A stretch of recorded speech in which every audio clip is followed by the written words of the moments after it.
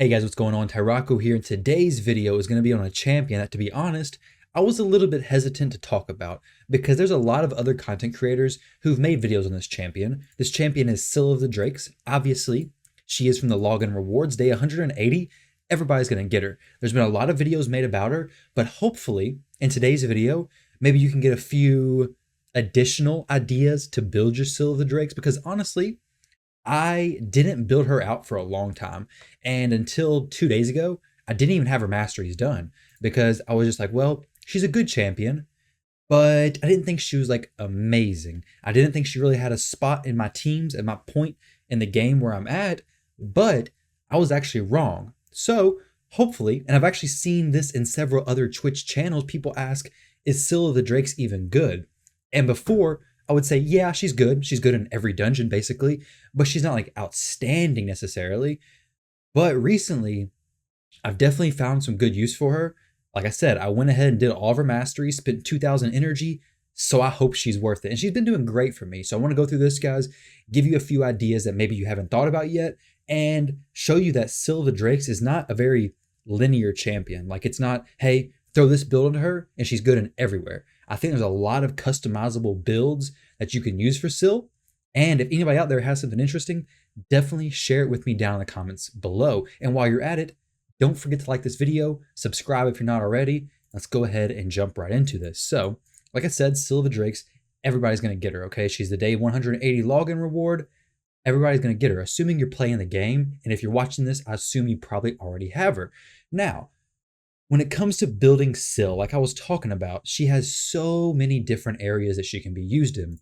Looking at her skills, her ability 1 basically does 2 things, okay? She attacks, and it actually hits pretty hard. It's not like a nuke ability. Like, you can't really one-shot people with this. You can definitely squeeze out some good damage. I tested it out. I built her at Savage Gear, and she does hit hard. For a defense-based champion, for a support defense-based champion, better yet, she does hit very hard. And I'll show you that in the arena against some platinum arena teams or high gold 4 in a little bit. So when we're looking at Syl's ability 1, it's definitely worth the books, okay? All of her abilities are worth the books. I'll go ahead and let you know that. It doesn't require that many, and you get value out of every single one, basically. Even the damage ones. Like I said, she's not a nuke champion, but she does hit pretty hard. Now, her ability 2, this is where she really shines, and this is what I think really opens up so many different builds for her. Now, it attacks all enemies 2 times. Each hit has a 20% chance of placing a stun. This 20% chance books up to a 35% chance. Now, if you go the mastery, which is only this one right here, increases the chance of placing stun, sleep, freeze, fear, true fear, provoke from skills and artifacts by 5%. That will increase from what, a 30%, 35% to a 40% chance. So 20, 35 up to a 40% chance. So it's even better. Now, I'm not going to go that build, and the example masters I'm going to show you are not going to be going into that build. But if you throw her into a stun set and you go that build with that mastery, you're going to be getting stuns all the time. And it's definitely very, very solid.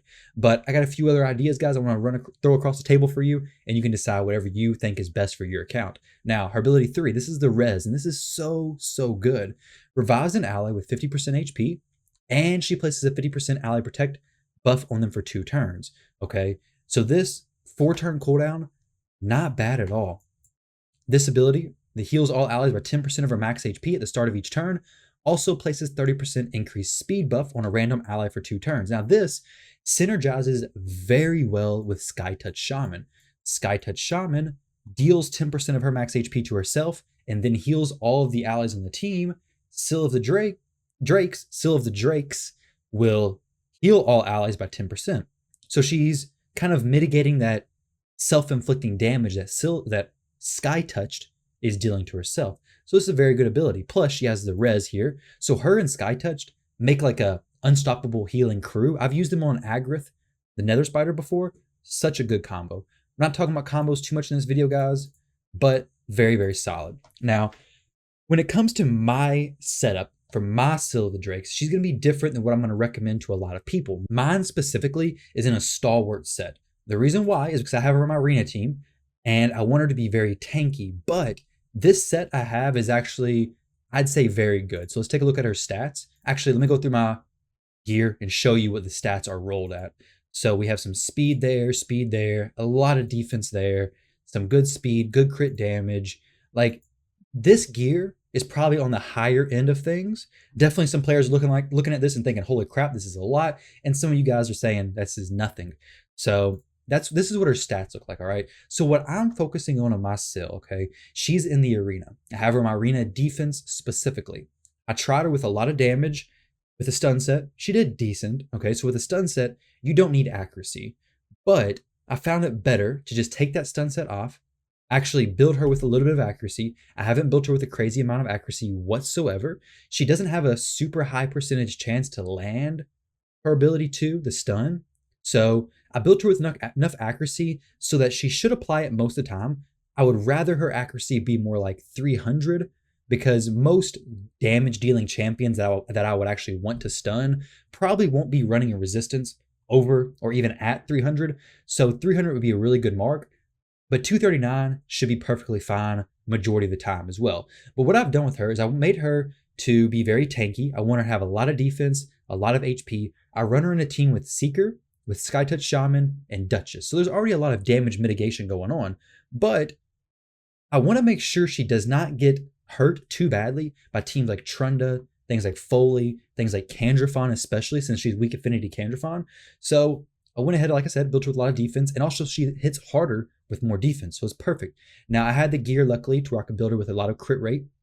So I did that, built her crit damage to a respectable amount. This is definitely not anything crazy, definitely not on the higher end of things, but it's enough that when she hits, you have to actually acknowledge that. Like, you can't just ignore her. She's not there for nothing. She does have a win condition, and she does do some damage, and I'll show you the guys that in just a minute. So this is what her stats look like, and I really like this. Now, when it comes to her masteries, I'm still kind of working on what I like the most. So as you can see right here somewhere, I have Helm Smasher on her. So the reason why I have Helm Smasher is because the team I run her with, I don't have a decreased defense champion, and she doesn't have Savage gear or anything like that on her. So I want her to do a little bit more damage. I want her to have the chance of ignoring the enemy's defense, or at least ignoring 25% of the target's defense, to do a little bit more damage whenever she actually does hit. Now, do I recommend this exact build? Most likely not. This build, for me, is heavy in the arena. So I have her with Shield Breaker. This is really only an arena ability. I mean, this increases the damage that I deal to targets under shield by 25%. Increases damage inflicted, better yet, to targets under shield by 25%. You're not going to use that in PvE content, so like dungeons, clan boss. If you use her in clan boss, faction wars, it's not going to be used. I'll show you some masteries that I would recommend, but this is the setup I have. I basically want her to take less damage wherever possible. If she does apply the stun, I want her to go ahead and do this. Like I said, these masteries are not by any means 100% what I'm going to stick with, but I'm going to show you guys 2 more sets of masteries that I would recommend. And if you're trying to build your Scyl that you can actually build off of. Now, I'm also considering, and I'll be testing her out more over the next few days in the arena defense specifically, but I may actually take this Helm Smasher and move it over to something like this, where it decreases the damage allies receive by 5%. And I'm pretty sure that when she receives that damage, so say it was 10,000 damage being dealt to, say, Seeker on my arena team, I'm pretty sure when she receives that damage, I think it counts as an AoE type of damage. So I believe that Stalwart set should reduce it even more, plus her defense being calculated in. I'm pretty sure that basically makes her take no damage. Now, I'm also fairly sure that Ally Protect right here counts as an AoE type of damage when it actually transfers from the ally onto her. So that's another reason why she's in Stalwart gear, is because it just greatly helps with everything as far as the damage mitigation. And even if it doesn't, this is still huge, and the set works perfectly for what I have. Now, the other 2 sets of masteries that I have, guys, are these right here. So this one is more of a PvE type build. So if you're running like dragons, if you're running Fire Knight, spiders, whatever it may be, she's beneficial everywhere. Okay, so the Fire Knight, she has a slow. She applies from her A1 plus a decreased turn meter. Amazing there. Okay, if you're on the dragon, she can help with the waves. Same thing with Fire Knight. She's weak affinity on the Fire Knight. She's neutral on the dragon and strong on Ice Golem and spiders. She's amazing in all the dungeons. She's not the best in slot, really, in any of those dungeons, but if you're looking for somebody to give you some more survivability, control the waves very, very well, Scyl is an amazing champion to build up. I definitely recommend building her. Go ahead, put all of your books into, like, invest the books into her. She's definitely worth it. One mastery that I absolutely love is this one right here.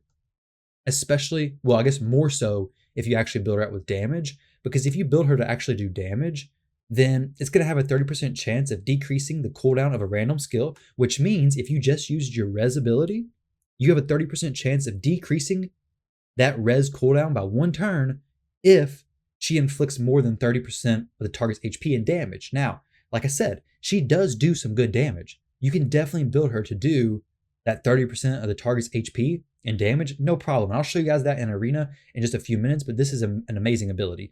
This is more of the PvE side of things, a little bit more slower, a little bit more sustained, whereas this set of masteries is more of the PvP in my idea. This is what I believe would be a solid set of masteries. Like I said before, my masteries compared to these are very different. The best thing you can do is actually understand why you want each mastery.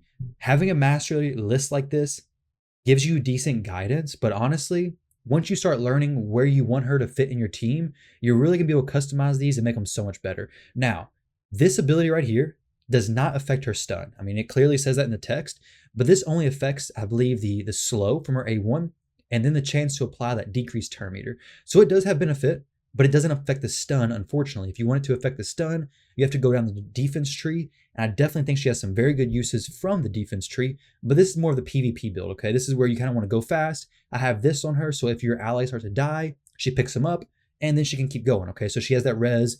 This is hopefully to help pick somebody up, maybe pick up your other reser, so then your team can continue in the fight.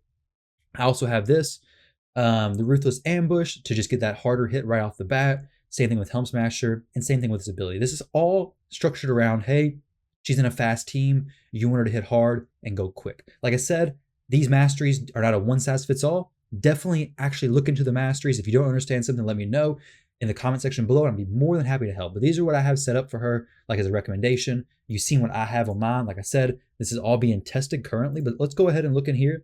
Sorry about the 15 minutes almost into the video, and I haven't actually shown a match yet, but let's take a look at how she's actually been doing in my arena defense, okay? This is the first time I opened this in a little while, but as you can see, okay, first off, she's in my arena defense, okay? She's right here. This team is a stall team. The only win condition I have is Scyl of the Drakes. She's not doing no damage. She's not doing any damage. He's doing a provoke, but not doing any damage. She is the only person doing damage. So unless people are coming in here and just quitting, which they may be, then my Scyl of the Drakes is actually killing them, okay? 42.27, 39.78. Let's see where I'm at right now.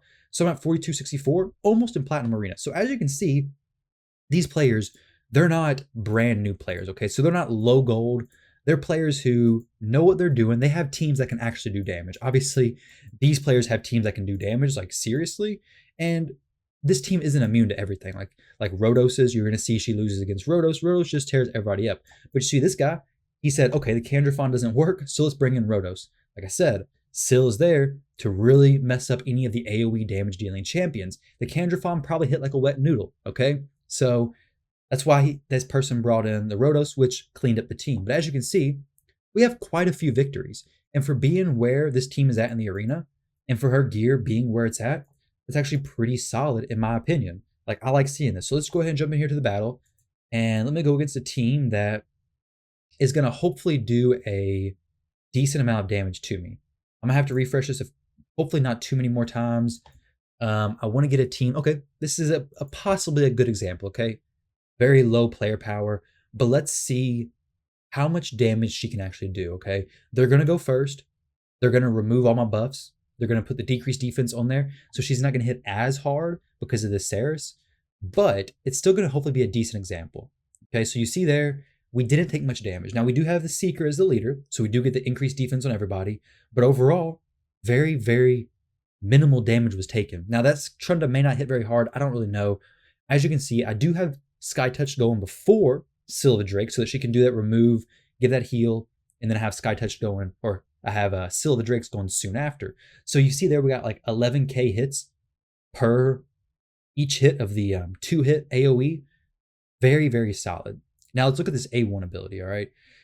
Now keep in mind, they do have increased defense on each of the champions. She does have the Helm Smasher, so she has a chance to ignore a percentage of that, but it's still gonna make it a little bit of a problem. So I'll go ahead and hit this Trunda. She's the one I'm most worried about. Siphi is the one who I actually should be killing right now. I'm not too worried about actually winning the match, more so just showing you what she can do. So we hit her, 37,000 damage, okay? That is going to be pretty consistent across the board as far as on those DPS champions, because most DPS damage dealing champions aren't going to be super geared for like defense, so on and so forth, okay? So that, 37,000 damage she dealt is going to be pretty consistent across everything. I don't know if she had an increased defense buff up. Obviously, we got decreased defense now, which is a little bit of a pain. But let's see if we have the A2 is back up. So I guess that procced from that mastery that we have. Let's see what we get here. Let's turn it to 1x speed. So even with decreased defense buff on ourselves, we have 4,000 damage, between about 2,000 to 4,000 damage, and applied the stun with the leech. So now we get even more healing from our champions whenever we actually hit.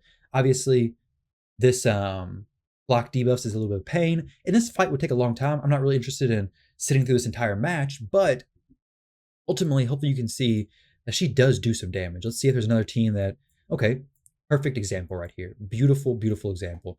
I don't like that Rotos too much, but hey, it's the risk I'm willing to take. They're going to do some damage. This Hegemon is going to nuke me down. This Trunda, she's going to do some work, and this Rotos is probably going to kill Sky Touched. But hey, I mean, not Sky Touched. Scyl of the Drakes. Scyl of the Drakes. They look so similar. Their names are so similar. I keep messing them up. But see, the damage is done. Not much. Maybe I could get more resistance. Not a big deal, because Sky Touched, actually Sky Touched, has the cleanse plus the block debuffs, applies that to everybody. Even if somebody dies, no problem. Now watch this damage being done, okay? Like I said, 180% crit damage, 4,000 defense. She does have an increased defense up with a Seeker lead as the aura, so she does have more defense than 4,000, obviously. But let's see what kind of damage she deals. So we're getting 14,000 and then 16,000. Okay, so a 14,000 hit, a 16,000 hit. I'm not great at math, but that comes out to be about 30,000 damage, I believe. Let me pull up this calculator and make sure 16 plus 14. Yeah, 30,000 damage, okay? That's some pretty serious damage to be doing, especially at this level of arena, all right? And look, we got the stun there, stun there. Incredible. I mean, like I said before, she doesn't have very high accuracy, but she's applying these debuffs without too much of a problem. Let's go through and see what she hits this Arbiter for, because that's really going to be what kind of seals the deal. Like, this will show you, hey, Scyl of the Drakes is actually seals the deal. Seals the deal. Either way, she's actually a champion who, if you haven't invested in already, definitely consider investing in. Build a team around her, whether it's for the arena, this is just the example I've been giving, or if it's for dungeons, she works just as well. I could go through dragons, I could go through all that kind of stuff, guys, and show you how well she works. This has been 20 minutes into the video. I guess if you made it this far, I might as well go ahead and show you. I don't want to make this video last forever, but hey, I think it's a little bit too late to be saying that now. Let's put Venus in here. We'll just use these two champions, okay? Just show you what she can do on the first wave. She doesn't have any increased defense buff at all. So we'll just use a hit. No decreased defense, no weaken. Let's see what she does with decreased defense and weaken. So here we go, the stun. Let's see what we're looking at. And 10K, 14K. So she's doing about, what, 24,000 damage per person. And look at all those stuns. We don't even have the mastery that increases the chance of landing stuns. We don't have any stun gear or anything like that. So this is just purely from her ability. It's incredible. She is such a good champion when it comes to landing those stuns. Now, I didn't talk a ton about her gear before, but one thing I do want to touch on is, if you want to put her in a stun set, you can. It definitely makes sense. She'll have so many stuns going out. It'll be crazy. She'll be the best CC champion in the game. I wasn't a huge fan of that because it was restricting me so badly. Personally, I'd rather get her geared up to survive, have good HP, because she does heal herself from this ability. So the more HP you have, the bigger that heal is going to be on herself. On everybody else, it just depends on their max HP though. But keep in mind, she does heal herself, which is very nice. Good defense. Build her tanky, build her fast, build her with some crit rate, maybe some crit damage as well, some accuracy. If you can get all those stats and still wear a stun set, I think it's an amazing idea.